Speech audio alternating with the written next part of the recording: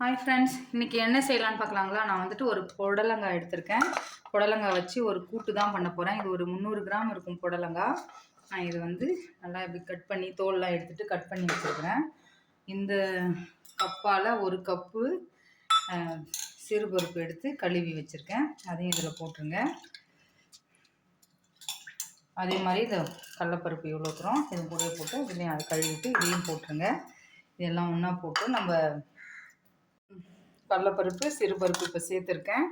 வெங்காயம் கொஞ்சம், தக்காளி இது கொஞ்சம் சேர்த்துருக்கேன். ஒரு 4-5 பச்சை மிளகா. இப்போ இதில் வந்து மிளகாத்தூள், மஞ்சத்தூள், இதில் வந்து கொஞ்சம் மஞ்சத்தூள், நம்ம சாதா குழம்பு மிளகாத்தூள் நம்ம வீட்டில் யூஸ் பண்ணுவோம் இல்லைங்களா, அந்த தூள் தான் இது. இது ஒரு 1.5 ஸ்பூன் உங்கள் காரத்துக்கு ஏற்ற மாதிரி போட்டுங்க. இது தண்ணி. நீங்கள் பெரிய குக்கர் வேணுன்னா கூட வச்சுக்கலாம். பாருங்கள், இந்த அளவுக்கு உப்பு, இன்னும் கூட கொஞ்சம் தண்ணி போட்டுக்கலாம். எல்லாத்தையும் இது பண்ணிவிட்டு ஒரு மூடி போட்டு இந்த காய் முங்குற அளவுக்கு பாருங்கள், இந்த அளவுக்கு முங்குற அளவுக்கு இப்போ நான் வந்து அப்படியே மூடி போட்டு மூட போகிறேன். கொஞ்சம் நான் பூண்டு மறந்துட்டேன் ஃப்ரெண்ட்ஸ், இதை போட்டுங்க. அவ்வளோதான். இதை போட்டு ஒரு 3 இல்லை 4 விசில். நம்ம வந்து இப்போ இது வந்து விசில் வந்திருக்கு பாருங்கள், நம்ம எடுத்து வச்சுருக்கோம். இப்போ வந்து ஒரு மசாலா தேங்காய், இதில் கொஞ்சம் முந்திரி போட்டிருக்கேன். ஒரு 5-6 போல் முந்திரி போட்டுக்கோங்க. போட்டு கொஞ்சமாக சீரகம் இது போட்டு நல்லா நைஸாக அரைச்சிட்டு வந்துடலாம். இங்கே பாருங்கள், ஒரு கடாயை வச்சுக்கோங்க. இப்போ நம்ம தாளிப்பு போட போகிறோம். கொஞ்சம் எண்ணெய் போட்டுக்கோங்க. இப்போ பாருங்கள், எண்ணெய் போட்டாச்சு. கடுகு கொஞ்சம் போட்டுக்கோங்க. இதில் லைட்டாக சும்மா ஜீரகம், காஞ்ச மிளகா ஒரு 4-5 காஞ்ச மிளகா, ஒரு கொத்து கருவேப்பிலை. இப்போ பாருங்கள், நம்ம வெங்காயம் கொஞ்சம் வச்சுருந்தோம் இல்லைங்களா, அது இதில் போட்டுருங்க. இப்போ இது நல்லா வதங்கிட்டோம். கொஞ்சம் பெருங்காயம். இப்போ பாருங்கள், இது வதங்கிட்டு இருக்கு இல்லைங்களா. இப்போ கொஞ்சம் உப்பு போட்டுக்கலாம்.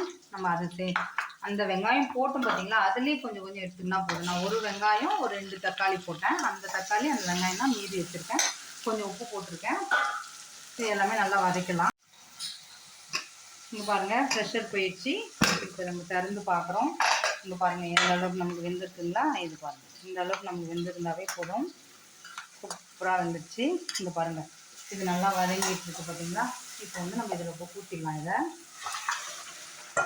சூப்பராக இருக்கும் ஃப்ரெண்ட்ஸ். இது வந்து நீங்கள் இப்படியே கூட சாப்பிட்லாம். தேங்காய் வேணான்றவங்க, தேங்காய் ஒரு சிலர் அவாய்ட் பண்ணுவாங்க தெரியுங்களா, அந்த மாதிரி இருக்கிறவங்க இதுவே கூட செம்மையாக இருக்கும். ஆனால் நம்ம தேங்காய் ஊற்றி இது நாங்கள் ஹோட்டலில் வந்து ஃபங்க்ஷனுக்கு இந்த மாதிரிலாம் நம்ம கூட்டு வைப்போம் பார்த்தீங்களா, அந்த மாதிரி கூட்டு தான் நான் செய்கிறேன். எங்கள் ஹோட்டலில் இப்படி தான் செய்வோம். இது நல்லா கொதிச்சிட்ருக்கு. இங்கே பாருங்கள், இந்த தேங்காய், முந்திரி, ஜீரகம் அந்த விழுது அது இதில் போட்டுருங்க. போட்டு இதுவும் அப்படியே நல்லா கொதித்து வரட்டும். எல்லாம் ஒன்று சேர்ந்து நமக்கு கொஞ்சமாக கொத்தமல்லி தழை தூவி இறக்குனா இந்த பாருங்கள், நல்லா கொதித்து வருது பாருங்கள். இந்த டைமில் உப்பு வேணுன்னா செக் பண்ணிங்க. காரம் நமக்கு போதும், ஏன்னா நம்ம கூட்டு தானே இது. நான் இது சாதத்தில் போட்டு பிணைஞ்சி சாப்பிட்ற மாதிரி செஞ்சுருக்கேன். இதில் வந்து இன்னும் கொஞ்சம் தண்ணி நீங்கள் கம்மியாக வச்சுட்டு நம்ம தொட்டுக்குன்னு சாப்பிட்ற மாதிரி, அவ்வளோதான் இது. இது பாருங்கள், செம்ம டேஸ்ட்டாக இருக்கும் ஃப்ரெண்ட்ஸ். இது கண்டிப்பாக ட்ரை பண்ணி பாருங்கள். கொத்தமல்லி தழை தூவிடுங்க. தூவிட்டு நம்ம ரைஸ் எடுத்து வச்சுருக்கேன். இது கூட வந்து ஒரு வத்தலோ அப்பளமோ அப்படியே போட்டு பிணைஞ்சி சாப்பிட்டிங்கன்னா சும்மா நம்ம ரெஸ்டாரண்ட்லாம் கிடைக்கும் பார்த்தீங்களா, அந்த மாதிரி இருக்கும். ட்ரை பண்ணி பாருங்கள். கண்டிப்பாக ஈஸியான ஒரு மெத்தட் தான். அவ்வளோதான். பாருங்கள், நான் உப்புலாம் செக் பண்ணிட்டேன். அவ்வளோ சூப்பராக இருக்கும் ஃப்ரெண்ட்ஸ். என் வீட்டுக்கார் வந்து இந்த மாதிரி செஞ்சு கொடுத்தா ரொம்ப பிடிக்கும்.